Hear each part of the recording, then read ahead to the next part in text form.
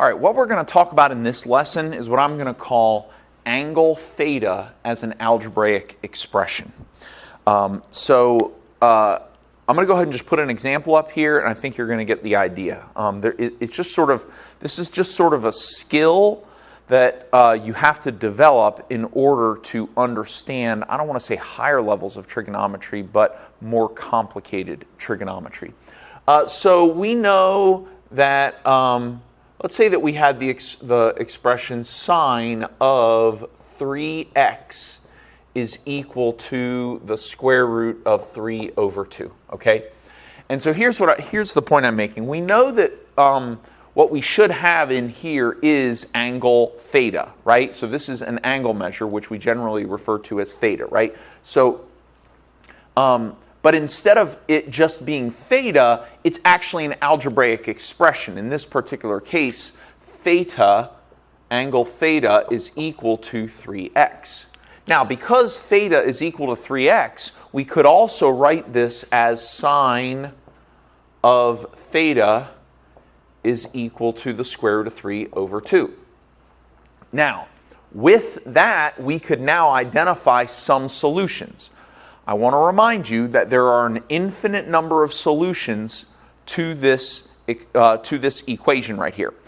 Because if we include coterminal angles and we go on the entire unit circle, just between 0 and 2 pi, we know that there are two solutions to this, right? We know that theta could be, we know that sine of pi over 3 is equal to the square root of 3 over 2, just by looking at a unit circle. And we also know that sine of 2 pi over 3 is equal to the square root of 3 over 2. But then if we go coterminal, if we go larger than 2 pi, we know that we can add 6 to the numerator, and we'd have 7 pi over 3 is also square root of 3 over 2. Sine of 13 pi over 3 would be square root of 3 over 2. Sine of 19 pi over 3 would be square root of 3 over 2. So we could go to infinity. There are an infinite number of angles, values for theta, that would give us an answer of square root of 3 over 2. Now what I want to do is I want to stick with just our two solutions between 0 and 2 pi, okay? So we're just going to stick with these two. So we're going to say, just for the sake of the regular unit circle, that there are two solutions for sine of theta is equal to square root of 3 over 2. But if we want to go back to the original one, if this is actually what we're dealing with, let's say that we're told to solve for x. Solve for x. Now we're not solving for the angle measure. The answer is not pi over 3, and it is not 2 pi over 3. What we would need to do here is we would need to replace theta with 3x. So I would have to rewrite this, and instead of having theta is equal to pi over 3, and I certainly wouldn't have x is equal to pi over 3, I need to replace theta with 3x, because that's what's happening in the original problem. So I would have to write 3x is equal to pi over 3, which is not solved. This is not yet solved for x. I would also have 3x is equal to 2 pi over 3. So just like a quadratic equation, many quadratic equations have two solutions. In this case, we would have two solutions for x. So how would we solve for x here? Well, we would divide by 3 on both sides. Now, dividing by 3 over here is going to be a little frustrating because it's a fraction. We would have to create a complex fraction. So instead of dividing by 3, instead I'm going to multiply by 1/3, because multiplying by 1/3 is the same thing as dividing by 3, right? So if I do 1/3 of 3x, 1/3 of 3 is 1, so that cancels out. But if I multiply this side by 1/3, I also have to multiply this side by 1/3 as well. Now this is much easier, so we'll bring down the x, bring down the equals. Pi over 3 times 1/3, well, pi times 1 is pi, and 3 times 3 is 9, and so our solution for x is pi over 9, and that is one of our solutions. Okay? And so now for our other solution, we would do the exact same thing. We're canceling a 3 here, so we're going to multiply by 1/3 on both sides, right? On this side, it'll cancel the 3. We'll carry down the x, carry down the equal sign. 2 pi times 1 is 2 pi, and then 3 times 3 is 9, and so our answer will be 2 pi over 9. So our two solutions would now be pi over 9 and 2 pi over 9, okay? All right, let's try another example. All right, so let's say we have, we're going to solve for x, and we have cosine of x squared is equal to negative square root of 2 over 2. So we know that, now you might be thinking, oh, well, that's a square and that's a negative. You can't have an answer as a negative to a square. Well, we're not squaring cosine. We're going to get to that in just a little bit. We're squaring the theta angle here is represented by x squared. So over here I'm going to say that, well, our theta is being represented by x squared, right? So I could bring down, okay, well, what if I had cosine of theta? Well, if it was cosine of theta equals negative square root of 2 over 2, and again, we're going to stick with going from 0 to 2 pi. We know there's an infinite number of solutions, but let's just limit ourselves from 0 to 2 pi, where theta is from 0 to 2 pi. There are two solutions for negative square root of 2 over 2. And those solutions are theta is equal to 3 pi over 4, and our other solution is theta. Now remember, I'm just getting this right off the unit circle, okay? So I got the unit circle up here in my head. Hopefully you do too. Is 5 pi over 4 is our second solution. So now what we would do is we would set theta equal to x squared. Okay, and so I'm going to take the theta out and put in x squared. Here I'll take the theta out and put in x squared again. So I'll have x squared is equal to 3 pi over 4. And I'll also have x squared is equal to 5 pi over 4, because I'm going to have two solutions. Well, possibly two solutions. And now, of course, to solve this, I'm going to do the square root of both sides. And square root of x squared is x, right? Now over here, this is going to become plus or minus the square root of 3 pi over 4, and this can be simplified. I want to remind you that when you do the square root of a fraction, so like let's say I have the square root of 4 over 9, this is the same thing as the square root of 4 over the square root of 9. As long as it's a fraction, it's not a fraction with a plus or a minus or anything else in it. If it's just straight up a fraction, then we can just do the square root of the numerator divided by the square root of the denominator. Square root of 4 is 2, square root of 9 is 3, and so the square root of 4 over 9 is the same thing as 2/3. So I'm going to do the same thing over here. I'm going to leave the plus or minus, but I'm going to break up the radical into the numerator and the denominator. So I have plus or minus the square root of 3 pi over the square root of 4. Now the square root of 4 is 2, right? So what I'm going to have here is x is equal to the square root of 3 pi over 4.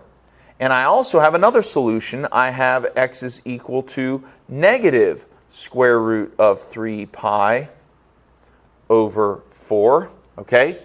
And now when I do this one, I'm probably going to come up with two solutions again. So actually we're going to come up with 4 solutions for this problem. So we're going to do the square root of both sides here, okay, and we're going to get x is equal to the plus or minus the square root of 5 pi over 4, which is going to be plus or minus the square root of 5 pi over the square root of 4, and then of course the square root of 4 is 2, so we're going to have plus or minus the square root of 5 pi over 2.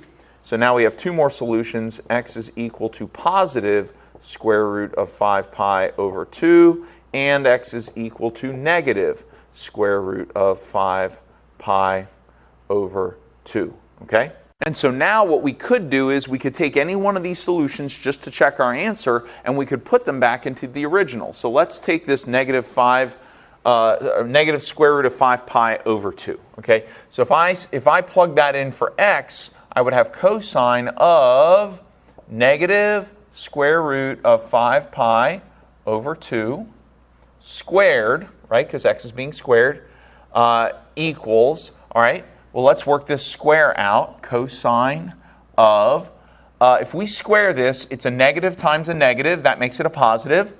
Square root of 5 pi, so we're going to do negative square root 5 pi over 2 times negative square root 5 pi over 2, okay? Well, negative times a negative is a positive, and then this square root times this square root is going to be the square root of 25 pi squared, which just becomes 5 pi. And then on the bottom, 2 times 2 is 4. And so up here, this is going to become 5 pi over 4. And cosine of 5 pi over 4 is negative square root of 2 over 2. There we go. So it checks out. Okay? All right. Let's try another example. All right. So here we have cosine of x over 5 is equal to negative 1. All right. We have a couple interesting things happening in this particular solution. The first one we know is that the theta angle is equal to x over 5. Okay? All right, so that's representing x over 5. So let's go ahead and replace x over 5 with cosine of theta is equal to negative 1. Now, if you look on a unit circle, what you're going to see is between 0 and 2 pi, there's actually only one solution for negative 1. Now, of course, we know there are an infinite number of values, an infinite number of solutions for negative 1, but we're going to limit ourselves from 0 to 2 pi. And so, in that case, the answer here for theta is there's only one answer, and that is pi. Okay, so cosine of pi is equal to negative 1. No other values on a single rotation of the circle equal negative 1. Okay? So now what we're going to do is we're only going to do a single solution for theta is equal to x over 5. And so I'm going to replace theta with x over 5. So I'm going to put x over 5 is equal to pi. Now to solve, we're going to multiply by 5 on both sides because that'll cancel the over 5 here, giving us x is equal to 5 pi. Okay? And so what that means is that our solution in this particular case is that x is equal to 5 pi. Now, there are a lot of circumstances in which you'll be given with these trigonometric equations where we replace theta with something that has an x and some other stuff, replacing it with an expression, where you'll be told that your answer has to fall between one value and another value. Okay? In this particular case, we made sure that x over 5 fell between 0 and 2 pi. Okay? Let's try another sine example. All right, these are just getting better and better, aren't they? All right, so what we have here is sine of pi x is equal to negative 1/2. And again, we're going to limit ourselves from 0 to 2 pi on the unit circle. So we know that where theta should be, instead we have pi x. All right? And so now we're going to replace pi x with theta. So if we saw sine of theta was equal to negative 1/2, what would the answers be for theta? Okay, what would the possibilities be? Well, again, we have an infinite number of solutions, but we're going to limit ourselves from 0 to 2 pi. So we have two answers. If you look on the unit circle, to get a negative 1/2, we would have, 7 pi over 6 would be one of our solutions, and the other solution would be 11 pi over 6. Okay? And so now what we're going to do is, again, we're going to replace theta with what theta is equal to, which is pi x. So we're going to say that pi x is equal to 7 pi over 6. And then we're also going to say that pi x is equal to 11 pi over 6. Okay? All right, so here, because we have a fraction on this side, over here, what I'd like to do is divide by pi, but instead of dividing by pi, I'm going to multiply by 1 over pi. That's the same thing as dividing by pi, okay? Because 1 over pi times pi, so this pi would be multiplied by the numerator, because all numbers are numerators, unless they're denominators. All numbers are numerators. That's obviously not a denominator, so it must be a numerator. Numerator times numerator, pi times 1 is pi over, and then here, this denominator, we don't have a denominator over here, although technically we do. It's over 1, so pi times 1 is pi, and so they're going to cancel each other out, right? Okay, so basically here, when we do pi times x, when we multiply that by 1 over pi, it's going to cancel pi. And if we multiply by 1 over pi there, we have to multiply by 1 over pi here. And now what we have is x is equal to 7 pi times 1 is 7 pi over 6 times pi is 6 pi. And look at that. We can now cancel out the pi's. and our answer is 7/6. Okay? And then over here, we'll do the same thing. Multiply by 1 over pi. Over here, multiply by 1 over pi. Here, the pi's will cancel. Carry down the x. Here, 11 pi times 1 is 11 pi. On the bottom, 6 times pi is 6 pi. We'll cancel the pi, and our answer is 11/6. And so our two solutions are x is equal to 7/6 and x is equal to 11/6. And you can see all it really did in this particular case is it just canceled out the pi from the variable, from the x. Okay. All right, let's try a couple more, and we're really going to ramp up the expressions that we put in here. All right, so in this one, we've got sine of pi over 2x is equal to the square root of 2 over 2. So our theta angle here is given by the expression pi over 2 times x. All right, and so we're going to say, well, what if we had sine of theta was equal to the square root of 2 over 2? What would our solutions be? Well, from 0 to 2 pi, those solutions would be pi over 4, and our other solution would be 3 pi over 4. Okay, pi over 4 and 3 pi over 4. So now, again, we're going to replace theta with what theta is equal to, pi over 2x.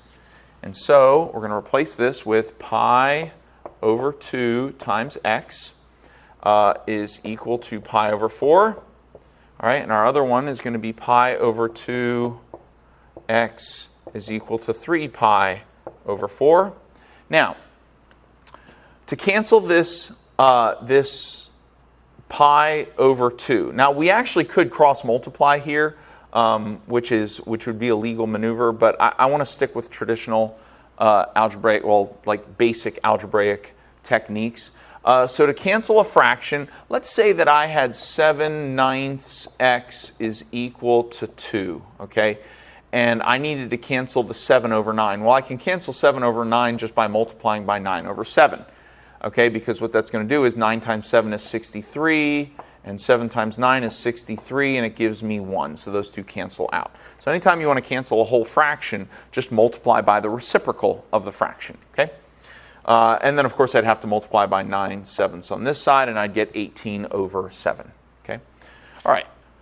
So here, if I want to cancel this pi over 2, I'm going to multiply by 2 over pi. And, of course, I have to do it on both sides, 2 over pi. On this side, it's going to cancel out. I'm going to carry down the x is equal to 2 times pi is 2 pi. 4 times pi is 4 pi. And now the pi's are going to cancel. And 2 over 4 is the same thing as 1/2. So one of my solutions is just simply 1/2. Okay? Over here, we're going to do the same thing. To cancel the pi over 2, we're going to multiply by 2 over pi. Over here, we're going to multiply by 2 over pi as well. We're going to cancel over here, carry down the x. Over here, 3 pi times 2 is 6 pi. 4 times pi is 4 pi. Cancel the pi's, and 6 over 4 reduces to 3 over 2. Therefore, our two answers are x equals 1/2 and x equals 3 over 2. Okay? All right, I think you're getting the hang of this. I think we should do at least one more example. I'm going to throw in something extra that we haven't seen yet. I'm going to put in like plus something or minus something in here so it becomes a little more like an algebraic equation. All right, this will be our last example here. Now, if you want to, go ahead and pause the video. If you want to try to tackle this thing before I start it, I think you should pause the video and give it a shot. All right, so now I'll work on it, and we'll see if you got everything right, and if you got one or two things wrong, that's okay. You'll learn something from that. It's always good for you to work ahead and then see where I go with it, and if I go the same direction you did, you understood. If I go a different direction, you learned something, okay? So we know that in this case, theta is equal to everything inside the parenthesis. It's equal to 7 pi over 5 times x minus 2.